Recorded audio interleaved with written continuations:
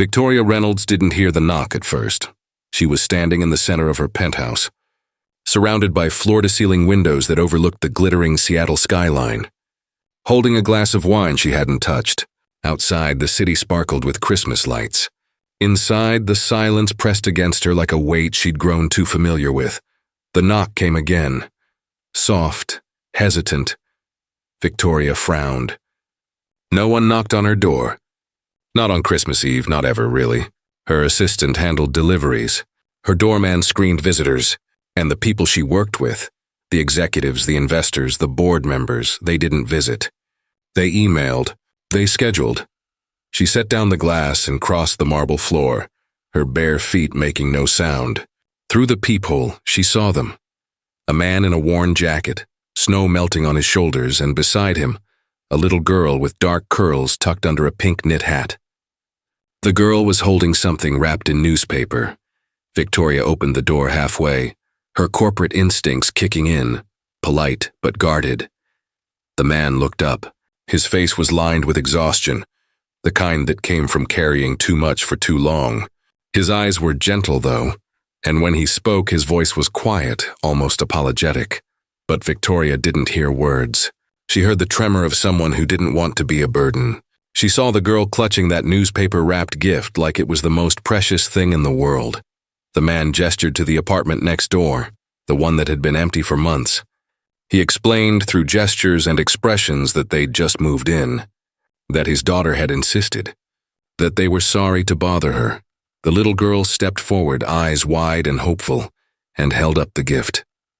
Victoria's throat tightened. She hadn't received a gift, a real gift, not a corporate gesture or obligatory exchange, in 7 years. Not since her mother passed.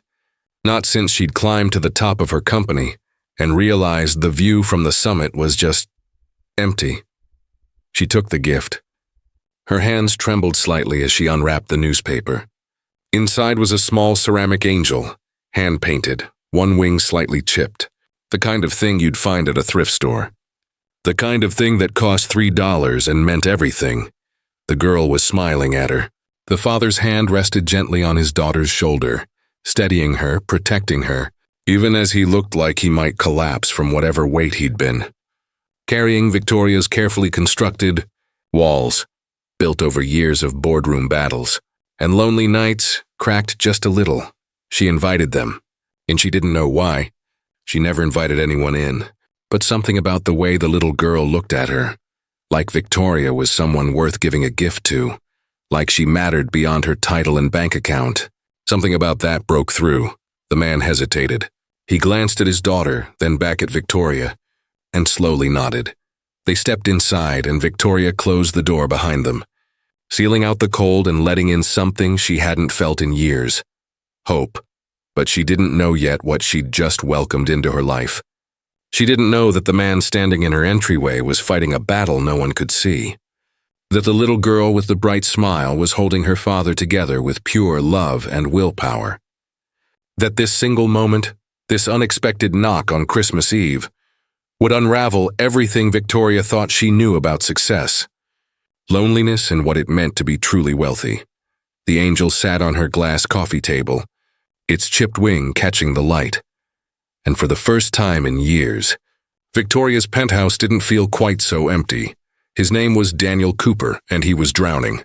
Not literally. Not in any way that showed on the outside. But Victoria had spent 15 years reading people in boardrooms, watching for the tiny cracks in composure, the tells that revealed desperation or deception, and she saw it in him immediately, the way his shoulders sagged when his daughter wasn't looking, the way his smile never quite reached his eyes, the way he kept glancing at the door, as if calculating how quickly he could leave without seeming rude. His daughter was named Maya. She was 6 years old, and she filled Victoria's silent penthouse with a kind of energy that felt almost foreign, pure, unfiltered joy. Maya explored the space with wide-eyed wonder, commenting on the lights, the view, the way the kitchen sparkled like something from a fairy tale. Daniel stayed near the door, hands in his pockets, apologizing again for the intrusion. He explained, through careful words and long pauses, that they'd moved in just that afternoon, that he'd taken a job managing a building downtown, that Maya had seen Victoria through the window the week before, during a building tour, and insisted they bring her something for Christmas because the pretty lady looked sad. Victoria's chest tightened. She'd been visible. Her loneliness had been visible. She offered them hot chocolate. Maya's face lit up. Daniel tried to decline, but Maya was already at the kitchen counter, swinging her legs from a bar stool, chattering about how they'd made ornaments at school, and how her dad said they'd decorate their apartment tomorrow if he could find their boxes. Victoria made 3 mugs, her hands moving automatically through the familiar motion. She watched Daniel from the corner of her eye. He stood stiffly, as if afraid to touch anything, to take up space. His jacket was threadbare at the cuffs. His boots were old but meticulously clean. And then Maya said something that changed everything. She asked Victoria if she had any kids. Victoria shook her head. Maya tilted her head, thoughtful beyond her years, and said that was okay because now she could share her dad. Daniel's face went pale. He immediately tried to redirect, but Victoria saw it. The flash of pain, the grief he was trying so hard to bury. There had been someone else. A mother, Maya's mother, and she was gone. Victoria didn't ask. She'd learned in business that the most important information came from what people didn't say. Daniel's silence told her everything. The way he touched Maya's hair, so gently, like she might disappear. The way his jaw tightened when Maya mentioned before. The way he carried himself like a man who'd lost everything and was clinging to the one thing he had left.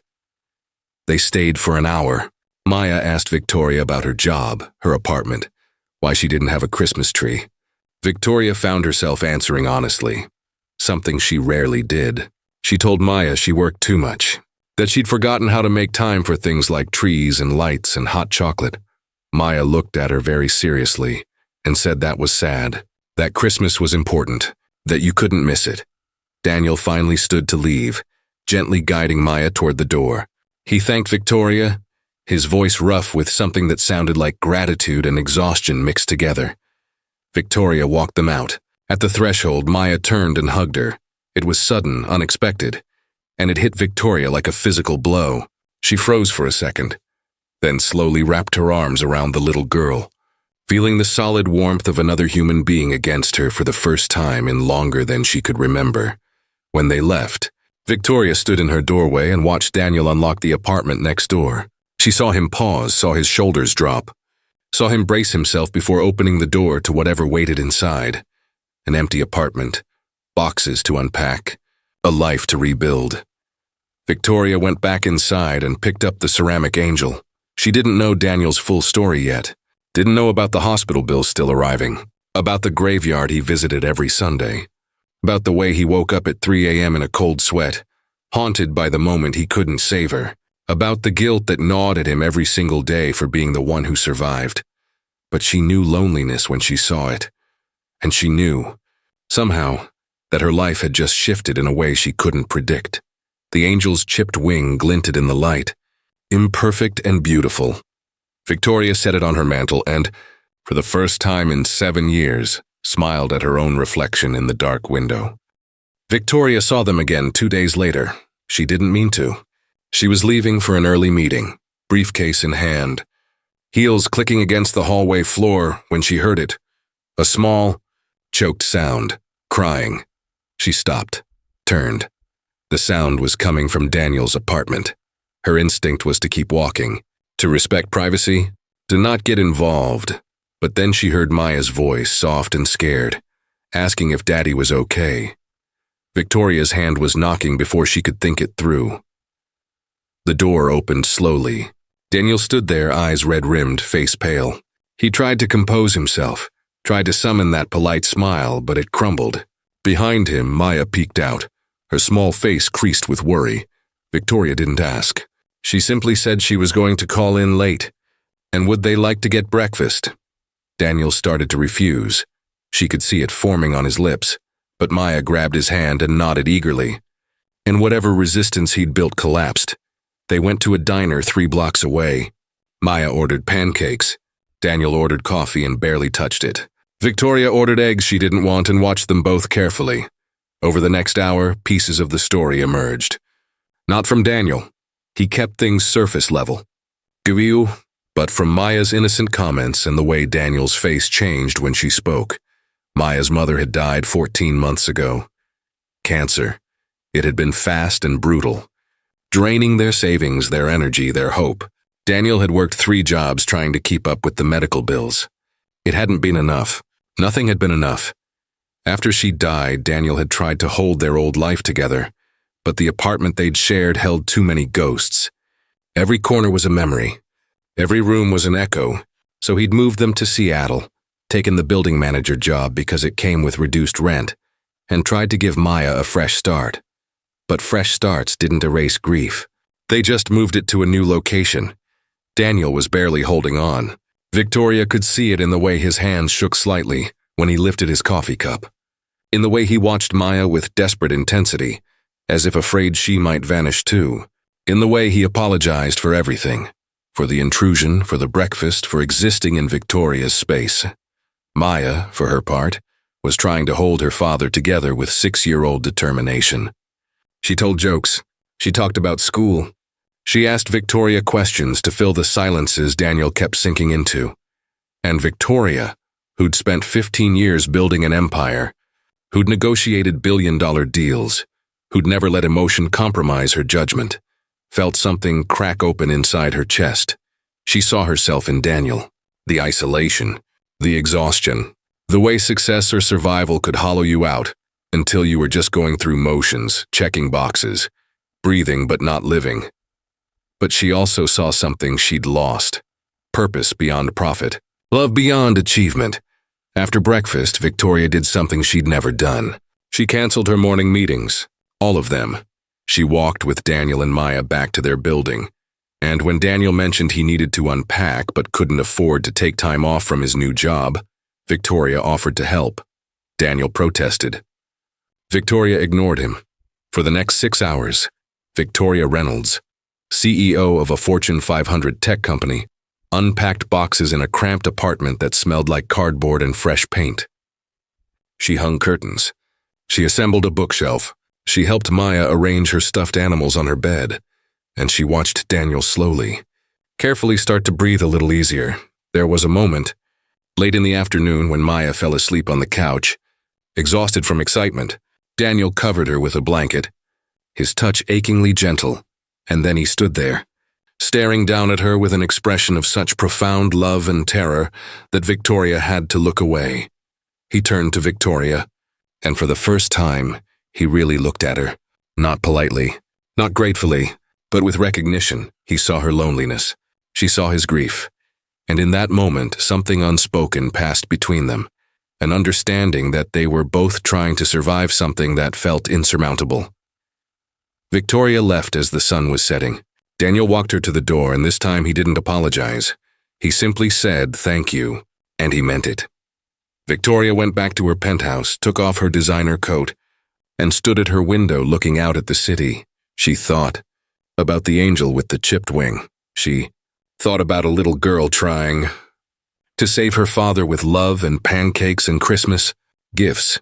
She thought about a man who'd lost everything and was still showing up every day for his daughter, and she realized that somewhere between the knock on her door and this moment, her life had stopped being about corner offices and quarterly earnings. It had started being about something else entirely. She didn't know yet that Daniel's past was more complicated than she imagined, that the guilt he carried wasn't just about loss.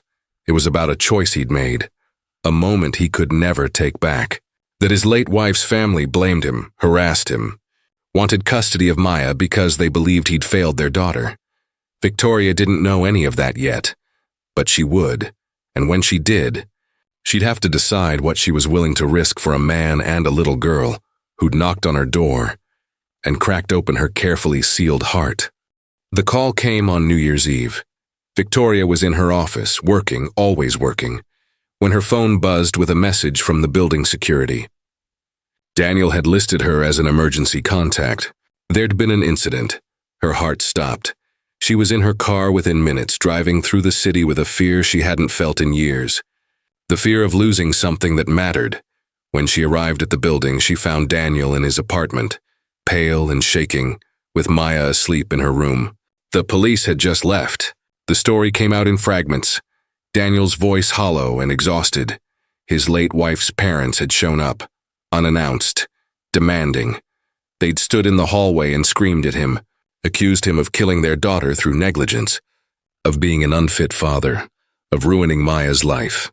They'd threatened legal action, threatened to take Maya away. They'd called him a failure, a coward, a man who let his wife die. Daniel had stood there and taken it because what else could he do? They were grieving too. They needed someone to blame, and he'd blamed himself for 14 months, so their words just echoed what he already believed. But then Maya had woken up. She'd heard the shouting. She'd come out of her room crying, asking why the strangers were yelling at Daddy, and Daniel had finally, firmly asked them to leave. They'd gone, but not before promising this wasn't over. Victoria sat across from Daniel in his small living room, and she watched him crumble, not loudly, not dramatically, but in the quiet, devastating way of someone who'd been holding themselves together with willpower and duct tape and had finally run out of strength. He told her everything, about the cancer, about the choice he'd made to take his wife off aggressive treatment when the doctors said it was causing more harm than good, when she'd begged him to let her go, when he'd held her hand and said goodbye even though his heart was screaming at him to fight harder, do more, never give up, about how her parents had wanted him to keep fighting, to try experimental treatments, to bankrupt himself if necessary, about how they'd never forgiven him for giving up, about how he woke up every night wondering if they were right. Victoria listened. She didn't interrupt. She didn't offer platitudes. She simply listened, and when he finished, when the silence stretched between them heavy and raw, she spoke.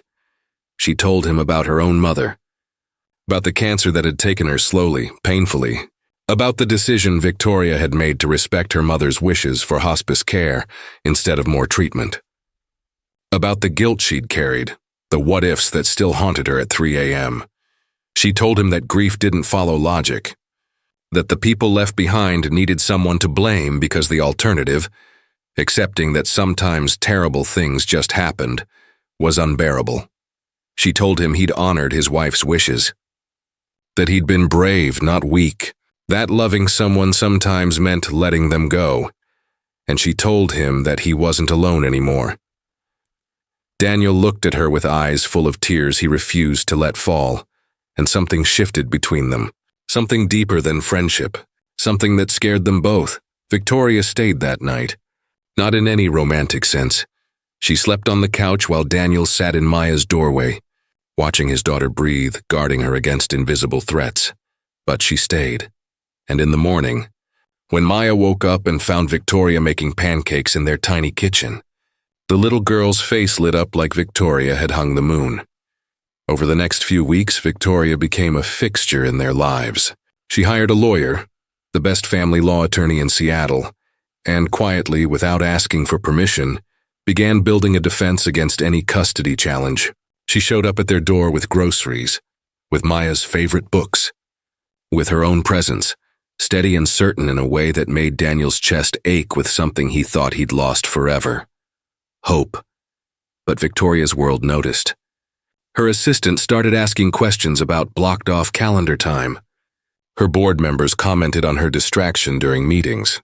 Her ex-husband, a venture capitalist who'd divorced her 5 years ago because she'd chosen work over family, heard rumors and called to mock her for playing house with a janitor. Victoria hung up on him, but his words lingered. She was a CEO. Daniel was a building manager. She wore designer suits and brokered international deals. He fixed leaky faucets and took out trash. The world would judge them. Her world would crucify her for it. She was standing at her penthouse window, wrestling with that reality, when Maya knocked on her door. Alone. Victoria's heart jumped. She opened the door quickly, looking for Daniel, but Maya was by herself, holding a piece of construction paper. She'd made Victoria a picture. A drawing of 3 people holding hands, a tall woman with yellow hair, a man and a little girl. Above them, Maya had written in careful, wobbly letters, "My family." Victoria's vision blurred. Maya looked up at her very seriously and said she knew Victoria was sad sometimes, like Daddy, but that it was okay because they could all be sad together and then happy together, and that was better than being alone. Victoria knelt down, eye level with this 6-year-old child who somehow understood more about life than most adults Victoria knew, and she pulled Maya into a hug. When Daniel appeared moments later, frantic and apologetic because Maya had slipped out, he found them like that, Victoria holding his daughter, tears streaming down her face, Maya patting her back comfortingly. Daniel's expression cracked open with something raw and vulnerable and terrified. Victoria looked up at him, and without saying a word, they both understood. They were falling, both of them, and there was no going back. The custody challenge came in February. Daniel's in-laws filed a petition claiming he was emotionally unstable, financially struggling, and that Maya deserved a proper home with family who could provide stability. They had money. They had lawyers.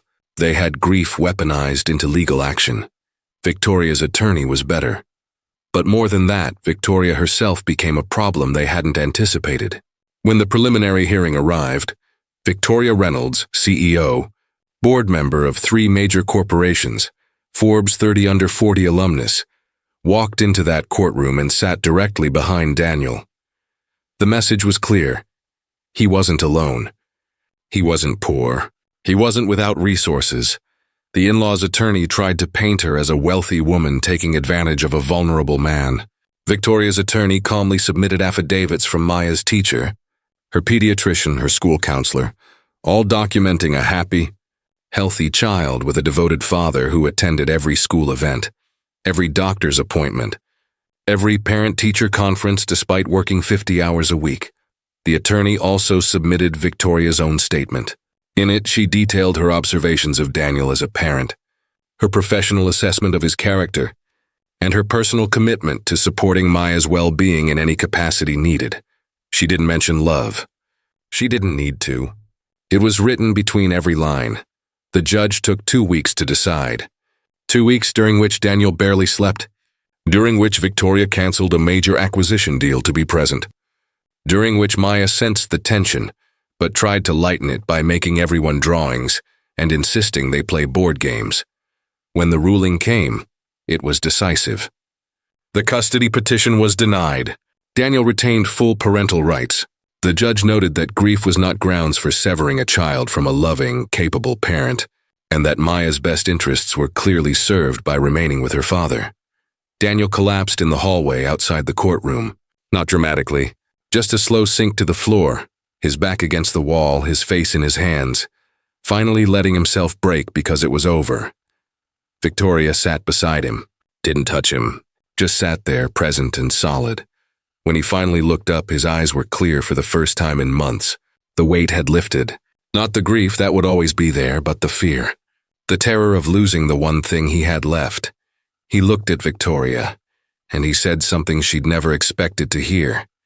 He told her she'd saved them, that he didn't know how to repay her, that he owed her everything. Victoria shook her head.